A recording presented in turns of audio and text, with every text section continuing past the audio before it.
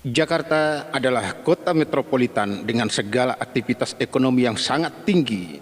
Hampir semua orang di Nusantara ini pengen injak yang namanya Jakarta, termasuk saya, dan saya berada di Jakarta hampir 25 tahun. Dengan mengajarkan banyak hal, mulai dari cara bergaul dan sebagainya, hingga saya mengenal banyak teman dengan karakter dan permasalahan hidup mereka, termasuk mengenal orang dengan kisah hidupnya yang satu ini.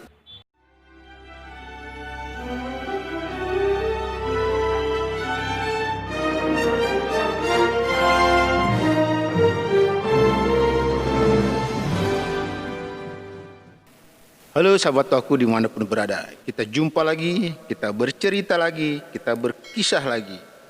Dan kisah kali ini adalah kisah tentang pesugihan yang dilakukan oleh dua suami istri yang berakhir kehidupannya dengan sangat tragis sekali. Silakan menyimak sampai selesai cerita di video ini, karena pada akhirnya kita akan mengetahui pesugihan apa yang mereka jalani. Kisah pesugihan ini dilakoni oleh sepasang suami istri dengan dua orang anak. Yang satu cewek tapi jadi TKW di luar negeri, yaitu di Taiwan. Yang laki-laki itu sudah berumah tangga, tapi nggak boleh punya anak dari mamanya. 3 kali menikah, itu semuanya nggak punya anak. Nggak tahu alasannya apa. Yang pesugihan ini saya kenal karena bapaknya, dia pernah datangi saya ke rumah. Dia bilang minta diajak ke pemandian air panas di Gunung Pancar, daerah Bogor. Karena almarhumah istri saya sering saya bawa ke sana tiap malam minggu dengan beberapa teman-teman bawa mobil masing-masing.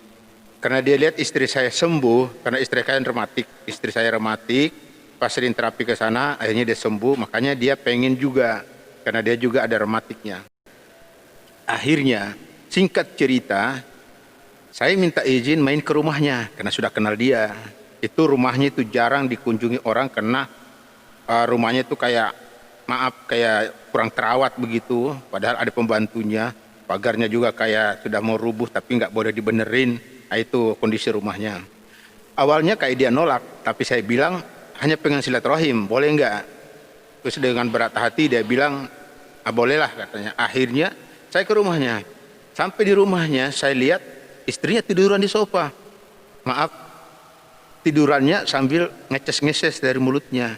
Saya bilang, kenapa ibu? Suaminya bilang, nggak apa-apa.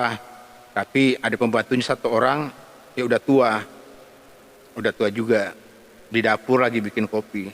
Awalnya karena saya cuek aja, nggak banyak tanya, akhirnya saya sering ke rumahnya. Dan sempat saya ngobrol dengan pembantunya yang iseng nanya, kenapa ibunya Bi? Dia bilang, nggak apa-apa Pak, katanya. Terus itu beli buah banyak buat siapa? Kan kita hanya bertiga di rumah. Buat ibu katanya. Ibu itu harus makan buah 3 kilo sehari. Hah? 3 kilo? Saya bilang, habis itu, habis katanya. Harus itu tiap hari 3 kilo. Oh, akhirnya saya mulai mencari info gitu. Beberapa tetangga sih sempat ngomongin kalau dia pesugihan. Cuman baru katanya, saya juga nggak mau nanya lanjut daripada itu. Tapi saya cuek aja kan, nggak mau tahu lah. Dan pembantunya sedikit cerita kalau mereka ada perjanjian dengan seseorang di kampung. Tiap malam tertentu saya harus bakar menyan, kata pembantunya. Dan buah itu kalau dia makan itu kayak bukan dia yang makan, cepat sekali makannya. Padahal dia nggak bisa bangun. Dan yang aneh dari mereka, rumah mereka itu nggak boleh bersih. Bahkan dia punya kontrakan, itu nggak boleh juga bersih. Aneh juga sih, tapi kontrakannya tetap ditempati orang gitu. Dan beberapa lama kemudian istrinya meninggal. Dan meninggal itu nggak ada yang tahu, bahkan tetangga juga nggak tahu, yang tahu hanya pembantunya. Tiba-tiba udah dibawa ke Jawa.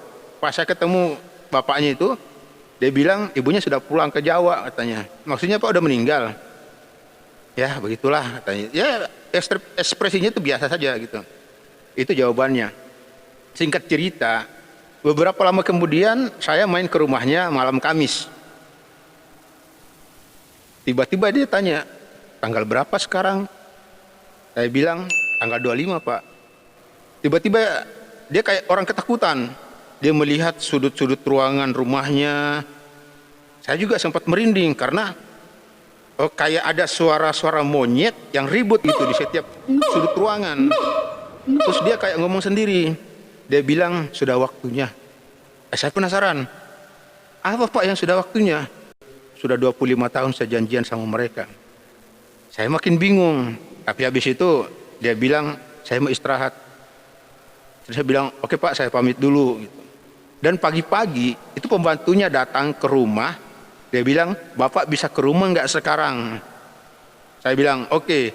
Nah, so saya langsung ke sana. Ternyata Bapak itu sudah meninggal di kamarnya dalam keadaan kaku, tapi kayak posisinya kayak melawan gitu. Posisinya kayak melawan, kayak mungkin mau dicekek atau mau diapa, tak, dia kayak melawan. Posisinya kayak gini. Nah, tangannya. Tidak ada luka dan tidak ada tanda-tanda penganiayaan. Istrinya, pembantunya dia bilang, nggak apa, nggak ada ribut-ribut Pak. Pas saya mau kasih makan, saya tanya, saya buka, Bapak sudah begitu kondisinya. Karena kan kamarnya dikunci, jadi dikunci tapi didobrak karena dia kotor-kotor, nggak dibuka, akhirnya terbuka. Dia posisinya kayak gitu. Nah, anaknya nggak lama anaknya datang. Anaknya biasa saja, nggak ada ekspresi sedih. Tapi dia sudah siapkan mobil untuk dibawa pulang ke Jawa. Dan dia bawa sendiri, itu anehnya. Dia bawa sendiri itu mayat bapaknya dia. Tanpa ada orang lain yang ikut. Wallahu a'lam. Kalaupun pesugihan, entah pesugihan macam apa, tapi infonya dari pembantunya, pesugihan yang ada perjanjian waktunya. Kalau sudah waktunya maka dia akan dijemput dan dijadikan pengikut mereka. Wallahu a'lam. Semoga kisah ini tidak benar pesugihan dan mungkin dengan itu rahasia mereka, mungkin cara hidup mereka. Tapi kalau kita lihat secara keseluruhan, wallahu a'lam. Silahkan penonton ini sendiri. Tebak sendiri.